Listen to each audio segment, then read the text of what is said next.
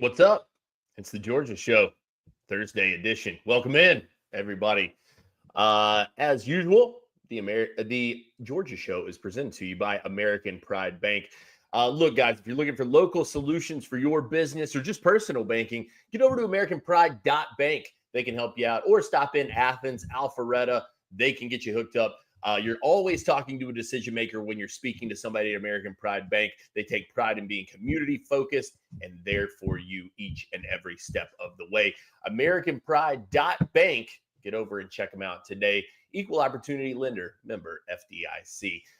It's the Georgia Show on Thursday, and turn it on, turn it up, turn me loose. Jake Rowe, the transfer portal has certainly done that to this point. Off and running with this thing, man. The Dogs looking to add a couple of pieces. Also, the Dogs losing a piece. And we expect that there will be more to come in that way. First off, I guess let's start off with the loss yesterday, Jake Rowe. Running back Branson Robinson, 4-star, and a guy that was one of the big wins of the Kirby Smart era. Decides to opt his name into the transfer portal. Not something I think too surprising. There's been a lot of injuries over the years. You never heard a bad word about this kid, and so I know a lot of people will be rooting for him at whatever his next stop is.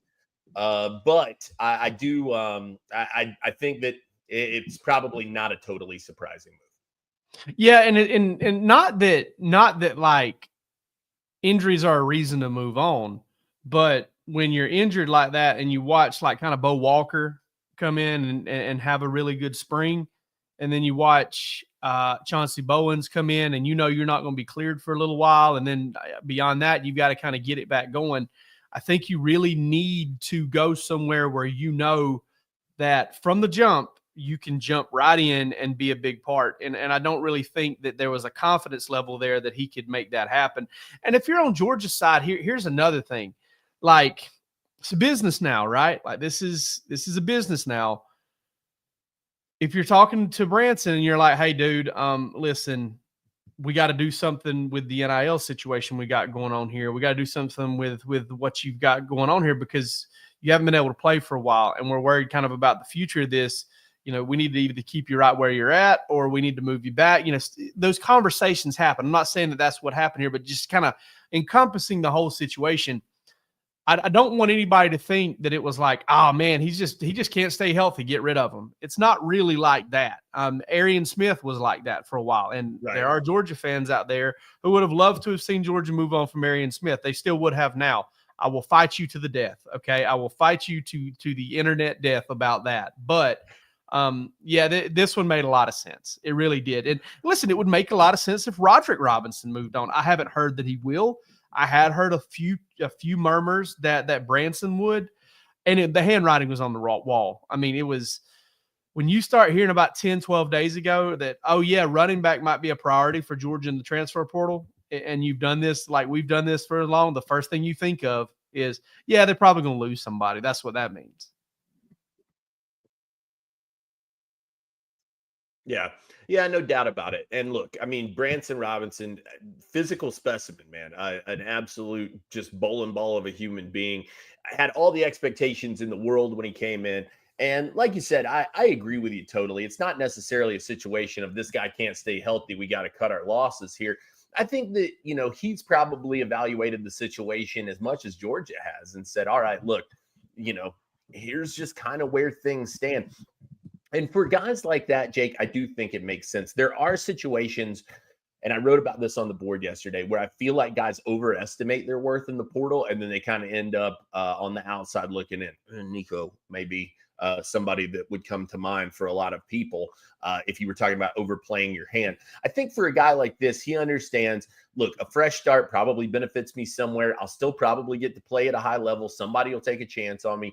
You got to think, too, a lot of coaches have come through Georgia since he's been there. So he's going to have an opportunity to, probably leverage some of his connections along the way. I don't know where he'll end up. I don't even really know that I have a good feel for what level it'll be.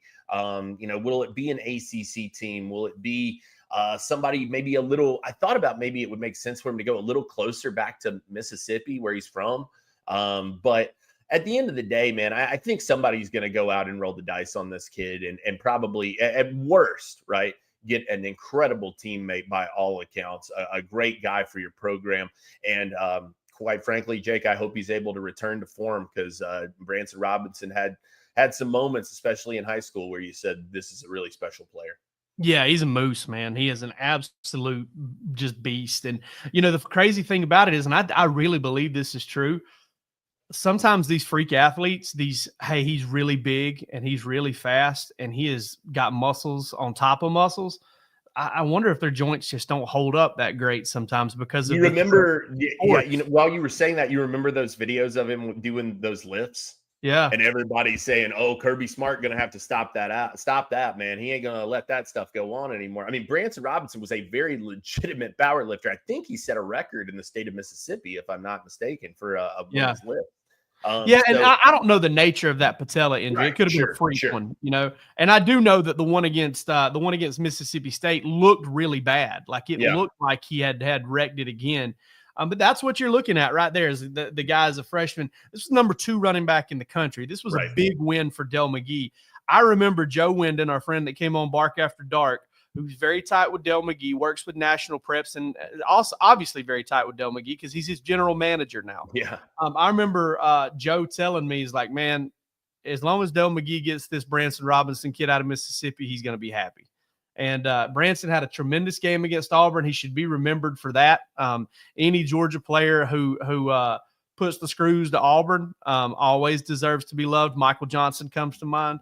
But yeah, he's a good player, man. And like you said, for all intents and purposes, for everything we have ever heard about the guy, model teammate, hard worker. You don't get a body like the one he's got without working hard. I remember Arn Anderson saying that to Lex Luger one time, actually on stage, whenever they were trying to join forces against the NWO. We don't need to go down that route, but yeah, I mean, he's a really good player, and it sucks that it's worked out for him. One of the things I had the thought of, though, and this is a little bit of a Jake Rowe and Jake Roos rabbit trail that are often forged by myself. What's the story on there being like no smaller colleges in Mississippi? Like there's Mississippi State. They're like JUCO Central. There's a ton of JUCOs, right? But you don't have like Nicholls State, Georgia Southern, Valdosta State type schools in Mississippi. Yeah, well, I guess you got Southern Miss, right? Yeah. Oh, yeah. Okay. Yeah, that is one. I almost don't even consider them small. They're kind of a bigger school and been around for a while, done some things. Sure. Yeah. I guess so. You do have Southern Miss. That would actually be a heck of a landing spot for him. I agree. Another one that came to mind for me was like somewhere like ULL. Okay. Somewhere just kind of back in that vicinity. I wonder. God, you wonder to some degree. Does he make a connection with a guy like Scott Cochran and go somewhere like West Alabama? I think he's going to probably go above West Alabama. Another school that would make a lot of sense is Memphis. Another one is Georgia State in my mind. Yeah, right. Yeah, that one totally. But like if you're talking about getting back closer to the state of Mississippi and all that, Memphis makes a lot of sense too. And I'm not saying that he's not a Mississippi State, Ole Miss caliber back, but I do think coming off of the knee injuries that he's had, he's going to get more carries right away at a place like Memphis. And I could honestly see him coming in next year, post-serious injury, having a really good year, and then probably maybe ending up as a 5th-year senior at one of those home state schools. Yeah, that makes all the sense in the world to me. Absolutely. I hate it for the guy. And I, quite frankly, I'll be keeping track of him. I had a chance actually to go see Branson Robinson in high school. I flew out to go see Arch Manning in New Orleans, and Branson's team was playing on a Thursday. And I went up to, they were playing just outside Jackson, Mississippi. And I went and I caught him on the sidelines. He was hurt that game. And he was on the sidelines, and I talked to him after the game. Super nice kid, man, was just great, super gracious with his time, and big fan of his. So I'll be looking forward to seeing where he ends up at the next spot. Know a lot of Georgia fans will be too. Definitely going to be rooting for him. Brian Bivens says, that's the only 3 in Mississippi. I'm from there, and you're right. There's a lot of JUCO. So I would not expect Branson to go the JUCO route. That's for sure. But I don't think he can. I don't think he can. I guess that's right. Yeah, he's probably got too many. Who knows? Hey, my man Jay Reed Hodges over here. He knows about Lex Luger shout outs. Maybe Branson Robinson will sue the NJCAA and for eligibility. Oh God, what a development that would be. Hey, listen, I've got my 4-year degree. I'm going to sue you for eligibility to come play at your school. Okay? Could you really? I mean, who's taking anything off the table at this point? But Jake, shifting things, I do think that while Branson Robinson is the first or the probably the biggest name to enter so far for Georgia, we do expect some other defections. I don't think either of us would be very shocked if a guy like Nitro Tuggle or Marquez Easley chose to look that way after some offseason trouble for those guys. We haven't heard that. I mean, it's not like it's but indefinite suspensions, right, as I put yesterday. And I don't know if you're the English teacher, and this is the way I wrote it. Yeah. But indefinite suspensions tend to result in partings of way. Sure. And I don't know if partings of way is the right way to say that when you're trying to pluralize it. It just sounds right to me. So, but yeah, that's the way it works out. Like when you end up with an indefinite suspension, it's very rare that an indefinite suspension you come back and get to act like nothing happened. And I'm not saying those guys did anything super terrible or awful or they deserve to be thrown under the jailhouse or anything. They didn't. They sped. They acted like idiots. It was bad timing, as much as it was horrible. Anything. Horrible. Yeah. We got a new member here, Josh Armstrong. What's up, Josh? What's up, Josh? Shout out, my guy. Josh, tell us where you're from in the comments. We want to talk about wherever that is. I don't think either of those guys would be super surprising necessarily. Like you said, Roderick Robinson, I hope that one doesn't happen personally. I've always just kind of wanted to see that guy full strength and get unleashed. But we'll see, man. I don't know. Is there any other names that kind of pop to the forefront of your mind? Another one that makes sense to me, and I haven't heard anything about this, but I thought coming off the back of a strong game in G-Day, I thought Chris Peel might have turned some heads and it doesn't feel like he's just barreling up the depth chart necessarily. And you wonder, could he maybe find himself, he was heavily recruited by all of the in-state schools back in the day. No. Kyron Jones was recruited heavily by NC State back in the day as well. Right. Some guys like that, those names that you're not hearing kind of surface, always come. Well, those guys made a lot of sense to me going back to January when Georgia went and added 3 safety types, you know? And so when you start thinking about, okay, not necessarily that the Georgia doesn't want to keep them. I know they do, but what are those guys going to do? How are you going to react? Because every single time for the past few years, people have talked about, well, we need to add this guy or we need to add a guy at this position. I'm like, listen, add one, you might lose 1 or 2 and be right back in the boat that you were in. So you've got to make sure you're adding the right guy. You got to make sure you're adding somebody that, okay, he doesn't know your system well enough, but he's an upgrade in talent, so it's worth it. Yeah, and I, bringing that point up about the 3 guys they added, it wouldn't shock me to see one of those 3 guys kind of. Yeah, I mean, I would say if there's one, it would be Jaden Harris. I would think he's so the one. Obviously Zion Branch isn't going anywhere. Yeah, and I doubt Adrian Maddox would either, because he's on the cusp of playing time too. I think Jaden Harris is probably behind when you're starting. My man Josh Armstrong says, making Georgia UGA alum, 2010, live and work in Boca Raton, Florida. Make it up for a few games every year. Been listening to you guys for years. Shout out, man. We'll eat a new way. And we're sorry. We apologize. We apologize. You don't have anybody later to listen to. Jake, the other side of this, though, aside from losses, is going to be additions. And there are 2 kind of key names I feel like we've heard up front when it comes to Georgia and their potential. One guy set to visit now, Bo Atkinson out of UNC, a guy who made some waves for the Tar Heels. Looks like he'd fit the mold physically. I know that Georgia would love to get him. Ohio State's another name we're hearing in there. And it would be interesting if Georgia could get him in and kind of get that thing shut down, because Columbus, they got some cheese up there, man. Yeah, that's from what we understand, the Ohio State visit's not set in stone. Like exactly. He has definitive plans to visit Georgia, and that is set up. We don't know yet if he's going to take that visit to Ohio State. On the front end, that looks good. Like that, that kind of makes you feel good if you're Georgia.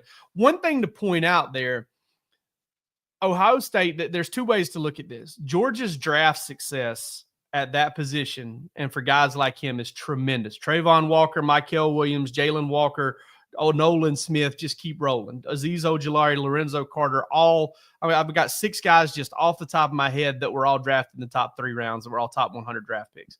Yeah. I know Ohio State does a phenomenal job getting guys drafted too. On the other side of that, Ohio State's got Jack Sawyer and the other kid, the JT. I don't know how to pronounce it. I don't know how to pronounce his name. Fantastic player, though. Yep.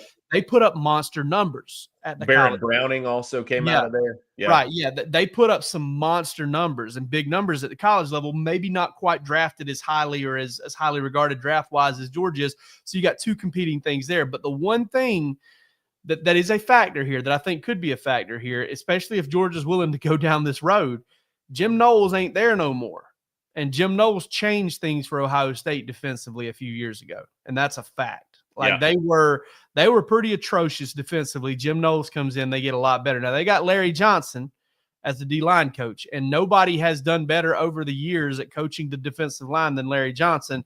But Larry Johnson has to be getting close to 80 years old. Like he has been coaching as long as I've been alive, it seems like. So Ohio State's certainly formidable. Georgia is not desperate. They are not really even close to desperate, but they've got a need. And Bo Atkinson would fill that need. I had the thought of like throwing his highlights up here real quick, but I think they're sponsored by the ACC network, so I don't want to end up getting in some trouble there. But boy, oh boy, if you watch him play, it reminds me of a Nolan. And I'm not saying that but I'm not saying that Michael Williams doesn't have this kind of motor. But it's like a Michael Williams body type with a Nolan Smith or a Trayvon Walker motor like that. Just it's almost like he's trying to fight somebody on his way to the quarterback. And that resulted in last year 12.5 tackles for loss, 7.5 sacks. That's a true junior. And 6'6" listed, probably 6'4" and 7/8. But very long, very impressive athlete. I think that would be an ideal addition for Georgia. I know I should have done this research originally. Where is he from? He is from North Carolina, somewhere in the state of it's Raleigh, Winston-Salem, Charlotte. Recruited him. I feel like I did not see that in his On3 profile. I didn't run across that, so I can't swear to it. But he was a 4-star prospect, barely. He actually was as far as his rating coming out of high school, he was a 3-star prospect by On3, 24/7, and ESPN. Rivals had him as a 4-star prospect, number 115 nationally. Listen, credit where it's due. That was a good evaluation for them because he has turned out to definitely be that type of player. Sure. But yeah, he is from Raleigh, North Carolina. Played at Leesville Road. I watched his highlights yesterday and really kind of studied him. He's got the ability to bend the edge, could kind of go up and under even at his size. He's got kind of that length where you want a guy to use that one arm move and create some separation and just kind of a natural pass rush ability. Right. So yeah, he's a good player, and I really think that he solves a lot of problems for Georgia. I mean, he's $2,500 whenever you've got a bill to pay. You know what I mean? Yeah, no doubt. Look, I want to get into a couple of these other names, but speaking of bright spots and naturals, I want to talk about our friends at Sunheist. You can get over and check our friends out with code DawgsHQ20. That's DAWGSHQ20. Look, Sunheist, we wear them, we love them. I had them on yesterday, Jake, and I got to tell you, what Shane said really resonated with me yesterday because there was a time when I was like, where are my sun? Oh, they're on my face. They are some of the lightest sunglasses that I have ever owned in my life. And guys, the great thing about the Sunheist brand, prices that don't break the bank, man. I mean, you're going to get high quality, great lenses, a local company to the state of Georgia. They're out of Jefferson. The family is. They do a fantastic job in this space. They know it inside and out. Great polarization on these lenses. It won't strip over time. They are an absolute force to be reckoned with in the game. And like I said, man, the prices, you can't beat this for the quality that you're getting. So and the customization, I want to point that out too. Yeah, sure. Every frame you look at, multiple colors, every set of lenses I mean, look at this. I mean, you just look at the Cypress right here. I mean, look at all those different color frames, the different color lenses, the different combinations. It's unreal. Yeah, no doubt. So, guys, look, whether you're going hiking, whether you're going camping, whether you're going to out for a little bit of Georgia baseball, which we'll touch on here in just a little bit, Sunheist got you covered. Get over sunheist.com, DawgsHQ20, your code, and get over, check them out. Support a great, great business run by great people, man. Jake Rowe, we got one more visitor. Yeah. Well, we got another name to mention though too. I wanted to bring up. That's what I'm talking about. Yeah, with the other Edge name, right? Yes. Do you have that pulled up? I don't have. I have his name pulled up. His name is Elo Madozi, as if I am pronouncing that correctly, and he comes from that absolute football factory that is Army. And you don't. Now I learned. Huh? West Point. I got that mixed up with Annapolis there for a minute. Yeah. Sorry. How durable are the sunglasses? Brian says, quite durable, Brian. They're incredibly durable. My Hemlock Aviators fell straight off of my face yesterday onto the ground because I had taken my croquis off and they didn't scratch. Neither the frames nor the lenses. So, and I think part of it is they're so flexible that they can kind of handle a little bend along the way. It's good stuff, man. And also, Brian, one more thing: lifetime warranty on your frames. There you go. Elo Madozi, though, out of Army, and that is not a place you hear a lot about when it comes to the transfer portal. I do think that it is. I learned this last night, Jake. I thought if you went to Army, you just went to Army. Like, I didn't know that you could transfer out of Army. Apparently, if you make it into your third year, you take an oath that says, now I will fulfill a commitment to the country. And so if you leave before that, you can get out of it. Obviously, this kid kind of saw his way into an opportunity for himself. 6.5 sacks in 2024, St. Augustine, Florida native. Pete Nakos and Rusty Mansell both have mentioned his name when it comes to Georgia and them being interested. Could you see a scenario, Jake, if they were so lucky that Georgia would take both Bo Atkinson and Elo Madozi if they were both interested? Yes. I honestly, I believe if you were to get Kirby Smart and Chidera Uzo-Deribe, Trey Scott, and Glenn Schumann, I don't think the secondary guys really care. But I think if you all got them in a room, Bo Atkinson and this kid from Army would be an ideal haul because you've got one, and I've been saying this for a while. You've got one, and I haven't been saying it just because it comes from the mind of Jake Rowe, okay? But you've got this one that's kind of a D end outside backer, an edge outside backer type. In say his name again. Elo Madozi, I believe is how you say it. Elo okay. Sounds good. Elo also sounds like it could be Elo. Yeah, Elo, it could be, but Elo kind of sounds like a fusion of different musics, some musical genres or something. Also was the acronym for the much heralded Electric Light Orchestra. Incredible. I didn't know the Electric Light Orchestra was going to get into the show today, but it did. But looking at him, he's kind of that edge outside backer type. And then Bo Atkinson is that edge DN type. And so, I mean, you got two guys that fill your edge quota there. You get a Jalen Walker type, you get a Michael Williams type, and boom, you're set and running. And so I really like that, kind of dynamic there, because when you look at D end, you say, I've got Joseph Jonah Janye, who is a D end all the way. But then you got Gabe Harris, who plays D end and outside backer. And then you would have Bo Atkinson, who plays D end outside backer. And then on the other side of it, you've got Chris Jones, who is an edge outside backer.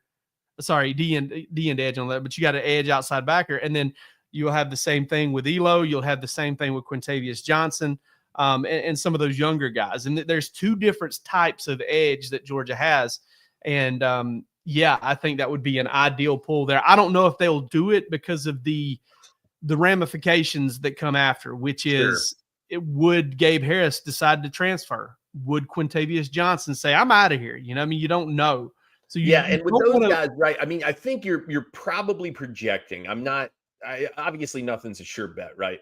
But I would think with a guy like Atkinson or a guy like the Madozi kid, you're probably, both of those guys probably betting on themselves to put themselves in a little bit better situation and hopefully just play for a year. And I don't know that you want to get rid of a guy like Quintavious, who's got another 2, or a guy like Gabe, who's got another 2, for an opportunity for a guy like that. Not only that, but two guys that have continuously repped your system and know it, and then like that. See, that's a big part of this, especially this time of year when spring ball is over, is you're sitting there thinking, if I bring this guy in and I lose one of my own, that's a net negative, because I've got a lot to teach this new guy. I've got so much to teach him. And those are the tough decisions that, I mean, listen, everybody talks about how coaches make more money and are making more money. And I can't believe coaches are getting bigger contracts with rev share coming. That's why they're making more money with rev share contracts coming. You want to keep the guy you trust around to make the right decision when it comes to, do we add and lose, or do we keep and, not add? And then sometimes those are really tough calls to make. Jay Woods over here says, I do believe we need an edge, but would it hurt to try and find another deal? It would never hurt to try. No. And they're doing that. Yeah. They're always doing that. Like, I'm not saying last year.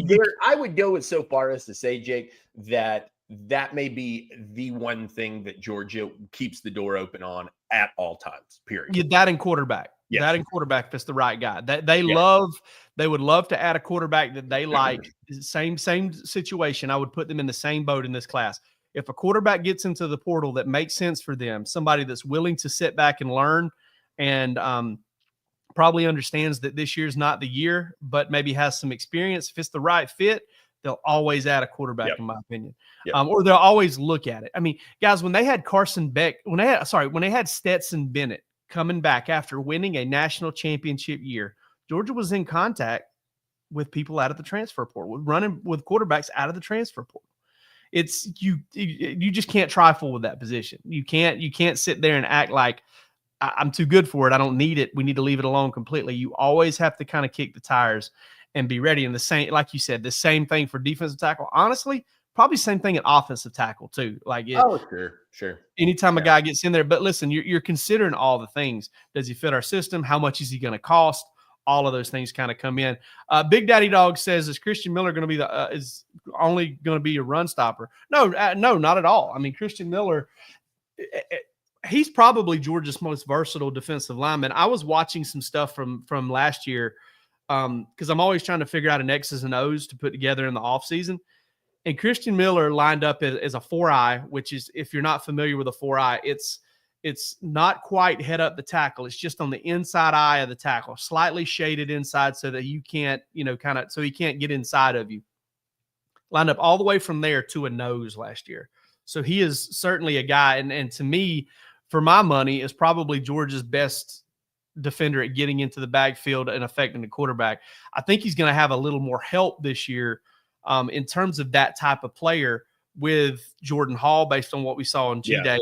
And what we saw from Xavier McLeod, who honestly, when I look at him now, that cat looks massive, and he almost looks like the interior only guy now. But listen, when Georgia starts game one, I almost expect to see 52, 44, and 94 as the starting 3 defensive linemen. I know they're all kind of seen as defensive tackles, but Georgia did it a lot with Warren Brinson. They play him at that D end role. But they got, Joseph Jonah, John Ye is going to factor in there as well. I love what Jordan Hall. Listen, don't be confused by the big body. That guy moves super well at that size. And Ricky Bonds clarified his comment. He said, "Love the show, boys. Jam up work." I like the first comment better, Ricky. Jaw up, baby. Jaw up. I love it, man. Maybe we need to jaw up, man. We're gonna bring it. We're putting that into the show. I thought that was a thing. Like when he said that, it kind of got my heart rate up a little bit. So from now on, when we introduce the show, it's going to be Georgia Show presented by American Pride Bank. We're ready to jaw up. I love it, man. Thanks, Ricky Bonds. I love that name too, by the way. If I ever get the dog I have right now, I don't like him very much. Like he's not my favorite dog. If I ever get a dog that I like a lot, I'm going to name him Ricky Bonds. Ricky Bonds sounds like he could steal second base like hell. Yeah. All right. So Jake, transfer portal up and running in a big way. I expect that over the course of the next few days, we're definitely going to hear some more names on both sides of this equation. And I'm intrigued to see how it goes. But look, Georgia's always in the business of shopping, man. They're not holding steady on this thing. I mean, it's not like they don't like the pieces they got, but if you can improve, why not? And I'll say this too. Keep an eye on, and I'll say this for Georgia, but it's common for every team. Keep an eye on this. Bring a guy in for a visit. Things go real quiet until after April the 26th. And then you add the guy. And you ask, why might that be the case? Well, if you get into the transfer portal in these next 10 days, you've got all the time you want to decide. Yeah. You can wait until August the 1st if you want to, and the team you want to go to will let you. So don't be surprised if things get quiet after Georgia hosts a guy and then they add him after the 26th, because they add him after the 26th, nobody can get into the portal at that point. So, that's one of the ways that coaches and personnel staffs get to use their rules to their advantage. And that's by, announcing it later on when guys can't do anything about it. Yeah, it's a big chess match. It really is. Speaking when you say that, I think about two guys playing chess, or two guys playing checkers, or two guys playing tunk or hearts or whatever. And one's like, man, you cheated. And like, oh, man, that's the game. That's the game. Yeah, that's the name of the game. Speaking of the game, if you're trying to get in the game, switch things up for yourself in the world of your finances, of your business, and your perfect franchise, get with myperfectfranchise.net. Andy Ludicky and the boys, if you've listened to the show, we talk about them all the time. Andy, a huge college sports fan, but also a super experienced franchise veteran, multiple franchises, multiple businesses. He's done it all, but he has refocused his efforts in helping other people find their American dream. So get over to myperfectfranchise.net, help them, or let them help you put your life and career in your own hands. Their services are 100% free to you. You got nothing to lose. Get over, check out myperfectfranchise.net. Again, that's myperfectfranchise.net. Andy Ludicky and the folks over there. Jake Rowe, let's switch gears and talk about them Diamond Dogs. Georgia baseball back on track. They had that hiccup against the Texas Longhorns, but seemingly have remembered who they are and picked up and gotten rolling again. And it was was Arkansas a sweep? Is that what it ended? No, they won 2 of 3. They actually, well, even so, that's not so bad against Arkansas. It's huge against the number 1 team in the country, and it's lifted Georgia from 7 back to number 5 in the nation, which is big. After beating Georgia Tech earlier this week, Georgia climbed to number 1 in the country in RPI, which is very impressive. Listen, I don't think Georgia played very good baseball against Texas. I don't think Texas is better than Georgia. I really don't. I think Georgia is a better baseball team than it showed out in Austin. I didn't think their approach at the plate was great, and I didn't think that – I thought the pitching did its job 100%. But when Georgia's not able to add runs and to kind of score and kind of keep the other team at bay with both offense and pitching, then it's not gonna thrive. But I'm telling you what's happening. The pitching staff is getting better and better as they go. And you're starting to see guys like Alton Davis and Brian Zeldin are kind of getting it together. And those two guys coming into the season were ones where I was thinking, all right, this is kind of what's going to make Georgia better. But it's been DJ Radke. It's been other guys that have stepped up and have been really good out of the bullpen for Georgia. What I believe is probably one of the deeper bullpens there is. And then now, on top of it all, you got Colton Smith, you've got Brian Curley, and you've got Leighton Finley, who have settled into those starters roles. They've got Charlie Goldstein, who is kind of stepping into that 4th starter role. This pitching staff is so much better than it was this time last year. Yeah. So much better. And I think that's huge. It's still not an elite shutdown staff. They're not going to do what they did to teams very often, like they did to Georgia Tech the other night, and hold them to 2 runs. It's going to be one of those staffs that's going to get 3, 4, 5 runs on most days. So that's why it needs offense.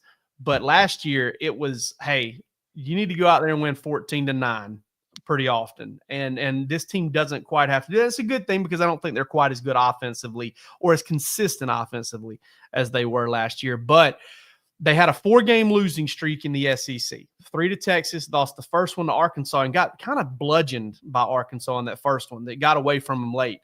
But 2 hard-fought wins to end the weekend, and then you go play Georgia Tech at Truist Park with mostly Tech fans in the stands because Georgia Tech baseball does have fans, unlike the football team. They've got some fans. And Georgia's able to win that one 5-2. So now you've got 3 straight wins against ranked opponents. It's not going to get any easier. They're going to the Music City. Hopefully they'll swing by the Lowe's Hotel there, which is my favorite spot to have a drink and listen to some live music. Hopefully they'll swing by there, but they'll play Vandy starting tonight, and that'll be a Thursday, Friday,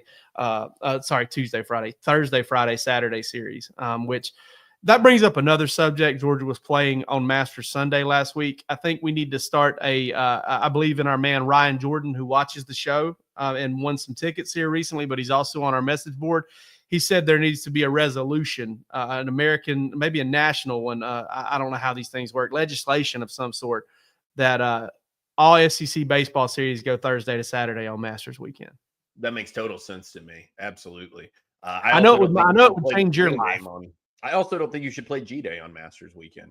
That's true, too. I know it would change your life because you are dialed in on college baseball and golf at all times. How dare you? How dare you? Do I do this to you? Do I blow your spot up on the show? No. Sometimes. No, Georgia baseball looks to be rolling again, guys. Huge news for them. And I think the march toward you just love baseball so much. You know, you're a big baseball guy. I can't tell you. I'm tittillated by the Atlanta. I am gonna pull your trick though. I'm pretty sure I'm gonna go see a Twins game when I'm up in Minneapolis at the end of June. My wife's I'm going up there with my that park. That's a nice park. Yeah, Target Park. Is that what it is? Yeah. Target Field. Yeah, you went up there. You used the former sponsor for the show to get some tickets, and I'm definitely going to do that too. Although I will say, I am also working on I'm working on trying to get a credential. So we'll see how it goes. I don't know, man. What circumstance? Who is there? A Georgia player that's playing on either of the teams you're going to see? Yes, Emerson Hancock plays for the Seattle Mariners. Are you going to do a story on Emerson Hancock if they give you I will if it takes me getting down there on the field at Target Field and hanging out and getting some photos. Hey, man, listen, you learn Target Field. If you're watching this, you now know what his plan is. Yeah, I have no concerns over that. My concerns is getting a story with Emerson Hancock. What are you talking about? That'd be great. You know, get down there, but a little Minneapolis Dateline on the story. It would be tremendous. Listen, I will always do that kind of stuff. I'm not going to lie. Like, I will always if I got to go somewhere and do something like that, I'm going to hunt a credential, brother. Like, I mean, I can get them. I get it. Oh boy. Well, guys, this show has had it all today, hasn't it? Lex Luger, Electric Light Orchestra. We've talked about, we led the show with some some Dwight Yoakam. I'm sorry, not Marty Stewart.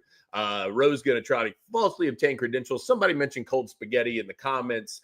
We've got transfer targets. We've got all this. Look, it's like this every day over each other. Nothing false about it. This is exactly, if you like this show, this is exactly what the message board looks like. It is this kind of nonsense all the time. Plus, we mix in some football. So, get over, check us out, come hang with us.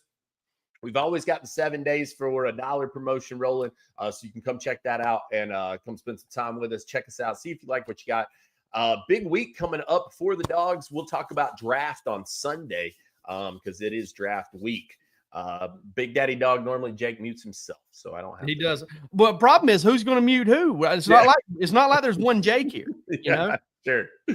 Yeah. But guys, get over, check us out. Stay tuned here. We'll be back with you on Sunday for another edition of the Georgia Show. Like I said, we'll be diving in on the draft and all the buzz surrounding that when it gets to there.